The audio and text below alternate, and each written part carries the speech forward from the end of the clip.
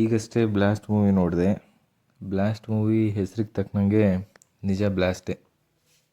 Movie plot ಬಂದು ನಮ್ಮ hero family ಒಂದು ಪ್ರಾಬ್ಲಮ್ಗೆ ಎಂಟರ್ ಆಗಿಬಿಡ್ತಾರೆ. ಆ ಪ್ರಾಬ್ಲಮಿಂದ ಆಚೆ ಬರೋದಕ್ಕೆ ಅವ್ರು ಏನೇನು ಮಾಡ್ತಾರೆ, ಹೇಗೆ ಅದರಿಂದ ಆಚೆ ಬರ್ತಾರೆ ಅನ್ನೋದೇ ಮೇಯ್ನ್ ಸ್ಟೋರಿ. ಈ ಮೂವಿ ಆ್ಯಕ್ಷನ್ ವಿಷಯಕ್ಕೆ ಬಂದರೆ, ಆ್ಯಕ್ಷನ್ ಕಿಂಗೇ ಇರುವಾಗ ಆ್ಯಕ್ಷನ್ ಹೇಗಿರುತ್ತೆ, ಆ್ಯಕ್ಷನ್ ಟಾಪ್ ನಾಚಾಗೇ ಇದೆ. ಆಮೇಲೆ ಬ್ಯಾಕ್ಗ್ರೌಂಡ್ ಸ್ಕೋರ್ ಕೂಡ ತುಂಬ ಚೆನ್ನಾಗಿದೆ.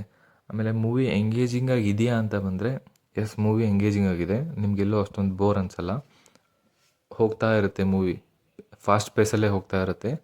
ಸಪೋರ್ಟಿಂಗ್ ಆ್ಯಕ್ಟರ್ಸ್ ಕೂಡ ತುಂಬ ಚೆನ್ನಾಗಿ ಮಾಡಿದ್ದಾರೆ, ಅವ್ರ ಆ್ಯಕ್ಷನ್ಸ್ ಕೂಡ ತುಂಬ ಚೆನ್ನಾಗೇ ಇದೆ.